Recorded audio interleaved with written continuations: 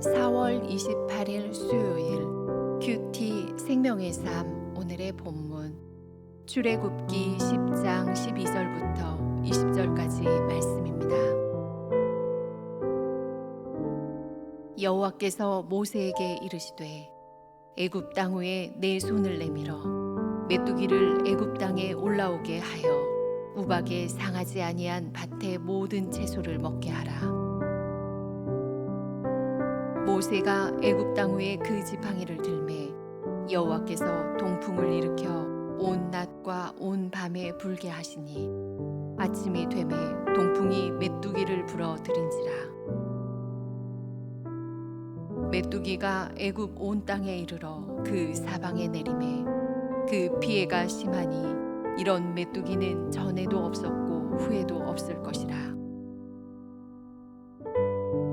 메뚜기가 온 땅을 덮어 땅이 어둡게 되었으며 메뚜기가 우박에 상하지 아니한 밭의 채소와 나무 열매를 다 먹었으므로 애굽 온 땅에서 나무나 밭의 채소나 푸른 것은 남지 아니하였더라. 바로가 모세와 아론을 급히 불러 이르되 내가 너희의 하나님 여호와와 너희에게 죄를 지었으니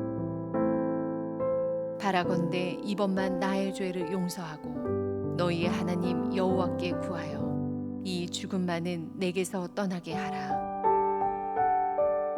그가 바로에게서 나가서 여호와께 구하매 여호와께서 돌이켜 강렬한 서풍을 불게 하사 메뚜기를 홍해에 몰아 넣으시니 애굽 온 땅에 메뚜기가 하나도 남지 아니하니라. 그러나 여호와께서 바로의 마음을 완악하게 하셨으므로 이스라엘 자손을 보내지 아니하였더라. 아멘.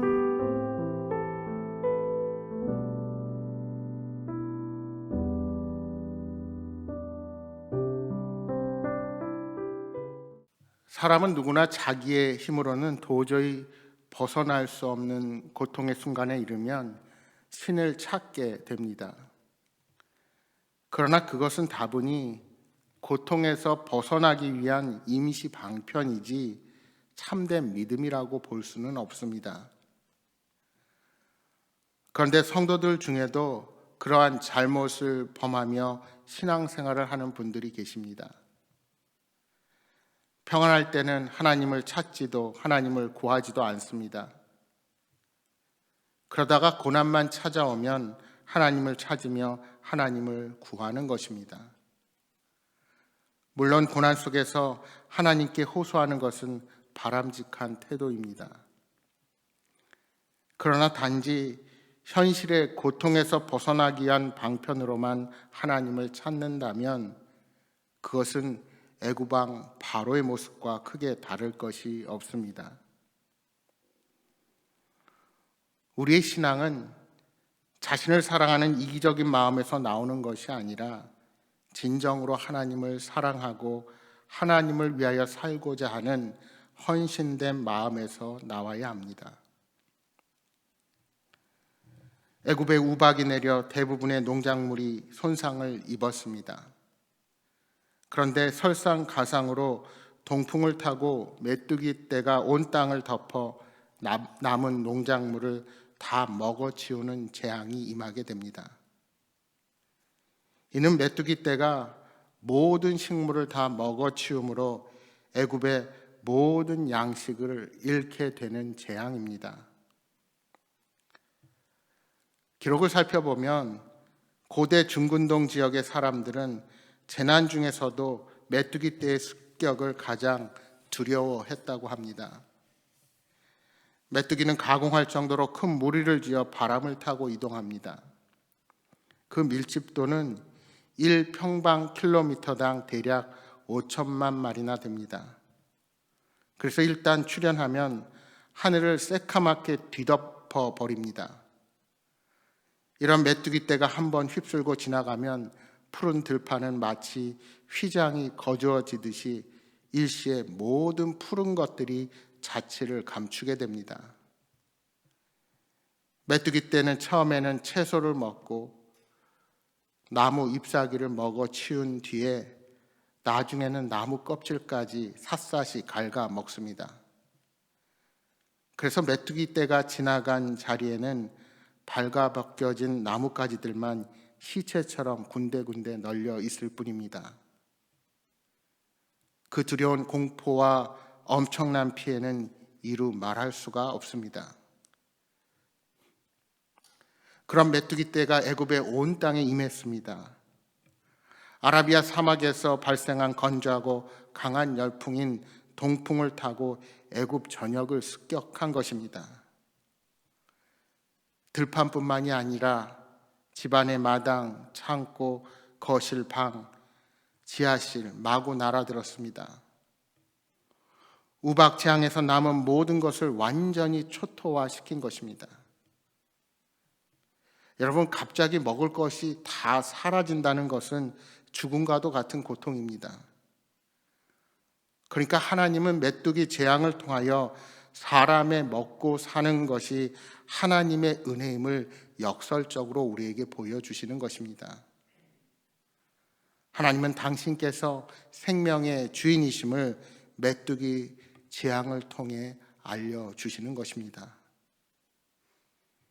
이처럼 혹독한 메뚜기 재앙이 임하자 바로도 더 이상 버틸 수가 없었습니다.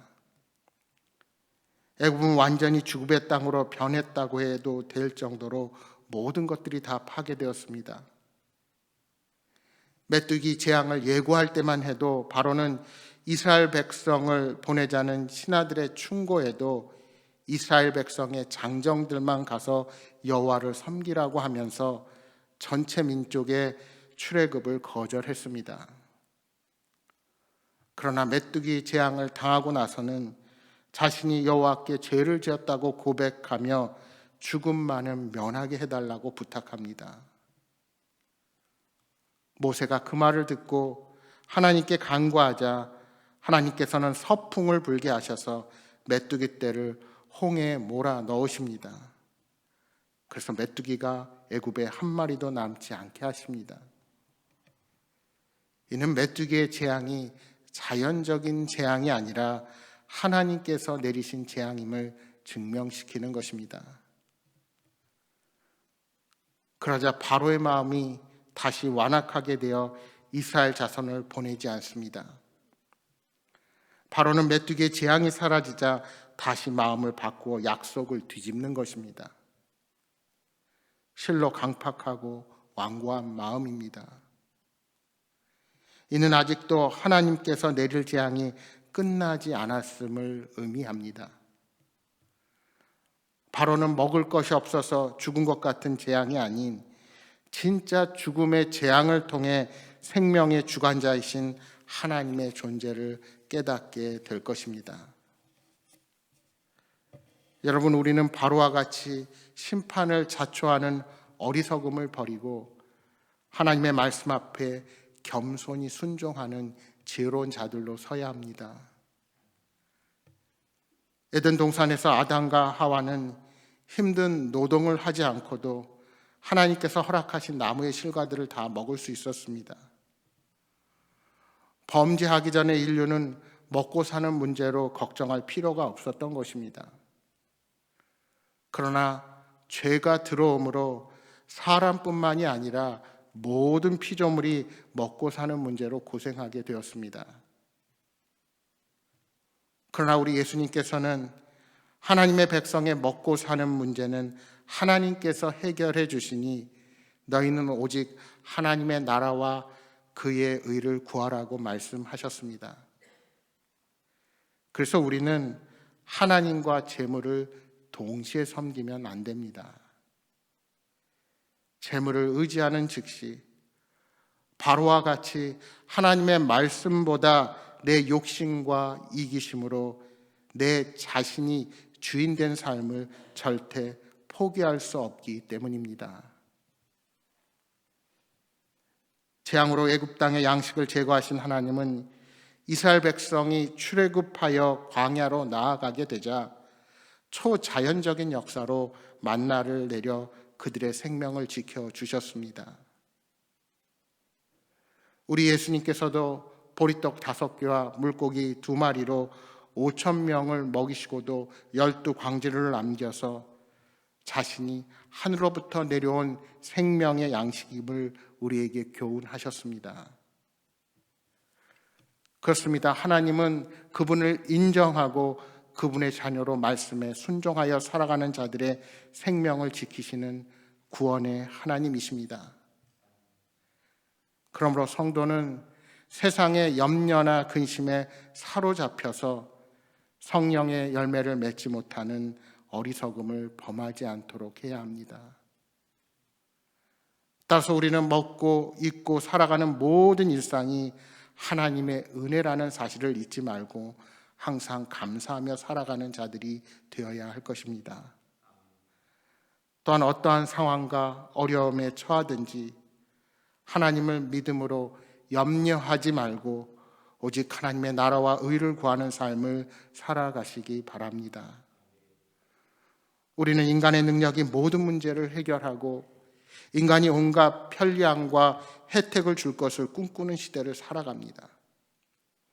그러나 그러한 교만한 인간이 오히려 지구상에 더 많은 사회 문제를 일으키고 사람들을 분열하고 미워하게 만들고 있습니다.